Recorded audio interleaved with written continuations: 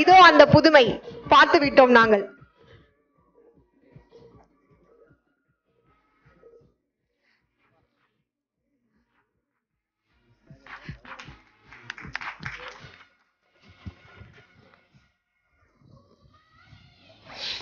நானே கொஞ்சம் லைட்டாக தான் பேச போகிறேன், அதனால் லைட் வேண்டாம் நான் தான் சொன்னேன். குருவே நமக. அனைவருக்கும் வணக்கம். ஒரு புத்தகம் தான் அறிவின் வெளிச்சம்.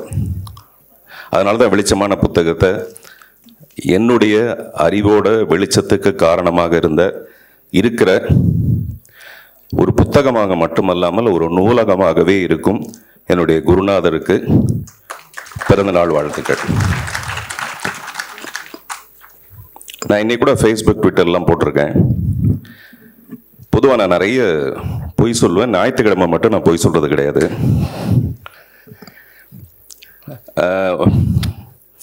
அந்த சின்ன குழந்தையை கூட்டிகிட்டு போய் நிறைய ஒரு தட்டில் அரிசி வச்சு அதில் ஆன்னு சொல்லிட்டு எழுத சொல்லி பழகி கொடுப்பாங்க. அப்படி தான் ஒரு குருநாதருடைய வேலை ஆரம்பிக்கும்.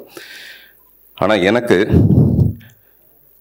அரிசியில் அவங்கவுங்க சாப்பிட்ற ஆளுடைய பேர் இருக்குன்னு சொல்லுவாங்க. ஆனால் என்னுடைய அரிசியில் மட்டும் இல்லை, இன்றைக்கி காலையில் 12 ரூபாய் 50 பைசாவுக்கு நான் குடிச்ச டீ, ஒரு கிட்டத்தட்ட 25,000 ரூபாய் மதிப்புள்ள இந்த வாட்சு, என்னுடைய பென்ஸ் காரோட விலை வந்து 75 லட்சம் ரூபாய். இவ்வளவுக்கும் காரணமாக ஒரே ஒருத்தர் தான் உண்டு. எல்லாரும் சொன்னாங்க ஒரு சிறந்த கதாசிரியர், டைரக்டர், மனிதாபிமானம் எல்லாமே. ஆனால் எனக்கு வந்து அவர் ஒரு கடவுள்.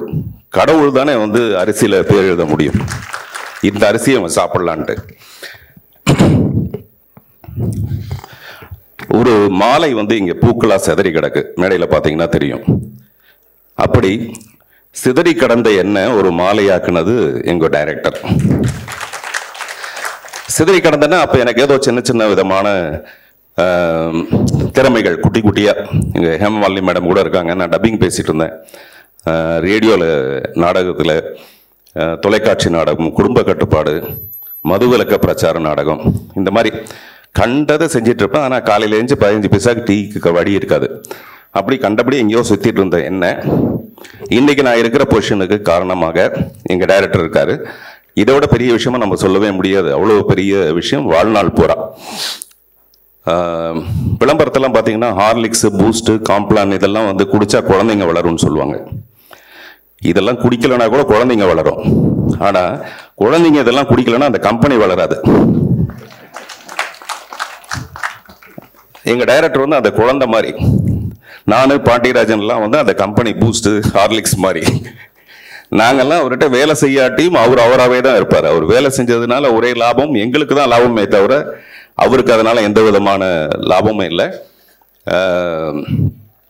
ஆனால் எங்களுக்கு வந்து ஒரு சின்ன ஒரு புத்திசாலித்தனத்தை வந்து அவர்கிட்ட ஸ்பெஷலாக கற்றுக்க முடிஞ்சது. ஒரு கடலில் பிரயாணிக்கும் போது ஒரு பையனை கேட்டிருக்காரு மாலுமி கிட்ட, இந்த மாதிரி கடலுக்குள்ளே இவ்வளோ வேகமாக போகுது கப்பல், எங்கெல்லாம் பாறை இருக்குன்னு உங்களுக்கு தெரியுமா அப்படின்ட்டு. அந்த மாலுமியோட பதில், எங்கெல்லாம் பாறை இல்லைன்னு எனக்கு தெரியும், அது வழியாக நான் பூந்து போயிடுவேன்ட்டு. கிட்டத்தட்ட ஆன்சர் ஒரே மாதிரி விஷயம்தான். ஆனால் அந்த நேக்கு மட்டும் நான் வந்து டைரக்டர்கிட்ட நிறைய கற்றுக்கிட்டேன். அதுக்கு இன்னும் ஒரு சின்ன உதாரணம். ஒரு என்ஜினியர் வந்து போலியாக ஒரு டாக்டர்னு ஒரு போர்டை போட்டுக்கிட்டு, இன்றைக்கி சாருக்கு வந்து டாக்டர் பட்டம் கொடுத்துருக்காங்க. டாக்டர்னாவே ட்ரீட்மெண்ட்டு தான். ட்ரீட்மெண்ட்டில் இந்தியாவில் அவர் அடிச்சுக்கிறதுக்கு ஆளே கிடையாது. இந்த பட்டம் வந்து அவருக்கு என்னைக்கே கொடுத்துருக்கணும். நான் சொல்கிறது வந்து ஒரு போலி டாக்டரு முன்னாடி ஒரு போர்டு போட்டு வச்சுருக்காரு. என்னென்னா ஃபீஸ் வந்து 500 ரூபாய். உங்களுடைய எந்த நோயாக இருந்தாலும் வரலாம். அந்த நோய் குணமாகலைன்னா 1000 ரூபாய் திருப்பி கொடுக்கப்படும் அப்படின்னு ஒரு கவர்ச்சிகரமான ஒரு போர்டு. இதில் ஏற்கனவே நல்ல டாக்டருக்கு படித்து சரியான வாய்ப்பு இல்லாத ஒரு டாக்டர் என்ன பண்ணியிருக்காருன்னா, எப்படியா ஒரு 1000 ரூபாய் சம்பாதிக்கலான்னு நேராக இவர்கிட்ட போய் 500 ரூபாய் ஃபீஸை கொடுத்துட்டு உள்ளே போய் சொல்லியிருக்காரு, டாக்டர் எனக்கு வந்து நாக்கில் வந்து சுவையே இல்லாமல் போயிடுச்சு, ஆஃப்லைட் சமீபமாக அந்த மாதிரி ஆயிடுச்சு அப்படின்னா. ஏன்னா அதே மாதிரி சில நோயை கண்டுபிடிக்கிறது கஷ்டம்.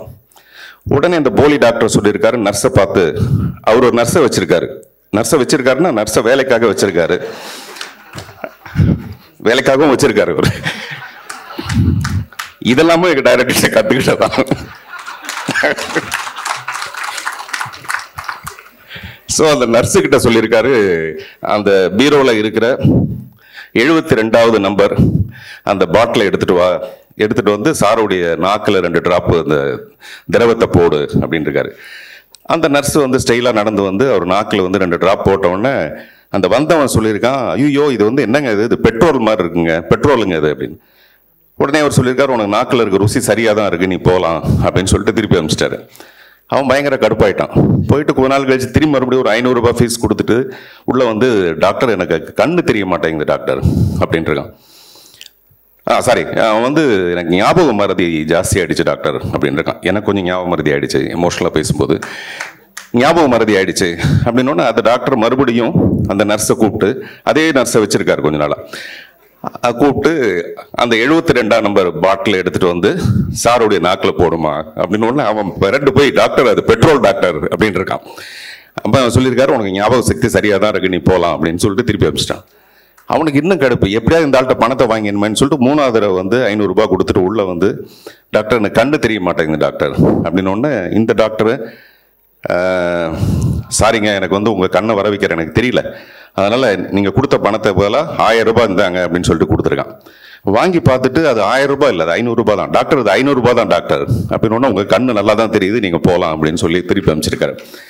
எதுக்கு சொல்ல வரேன்னா, இதுக்கு ஒரு புத்திசாலித்தனம் வேணும். அந்த போலி டாக்டராக நடிக்கிறதுக்கு கூட ஒரு புத்திசாலித்தனம் வேணும். அந்த மாதிரியான குட்டி குட்டியான புத்திசாலித்தனத்தை வச்சுட்டு சினிமாவில் நம்ம ஏதாவது ஒப்பேற்ற முடியுமான்னு நான் இவ்வளோ தூரம் வந்திருக்கேனே தவிர, முழுக்க முழுக்க இன்னமும் எங்கள் டைரக்டரை பார்த்து ஆச்சரியப்படுற ஒரு விஷயம், அவருடைய அறிவோட தீட்சண்யம். பாரதிராஜா சார் சொன்ன மாதிரி அது எங்கேருந்து வந்தது அப்படின்றதே தெரியாது. அந்த மாதிரி அவர் மிகப்பெரிய, அவருக்கு முன்னாடி யாருமே இல்லை. அவர் வந்து பாரதிராஜா சார்ட்ட ஒர்க் பண்ணியிருக்கலாம், கலைஞானம் சார்ட்ட ஒர்க் பண்ணியிருக்கலாம், எல்லாருமே ஒத்துக்கிற ஒரு விஷயம். இந்த அறிவு அவருக்கு எங்கேருந்து வந்ததுன்னு யாருக்குமே தெரியாது. அது முழுக்க முழுக்க அவருடைய உழைப்பு, அவருடைய சிஷ்யன்னு சொல்லிக்கிறதுல எனக்கு மிகப்பெரிய ஒரு பெருமை. நன்றி, வணக்கம்.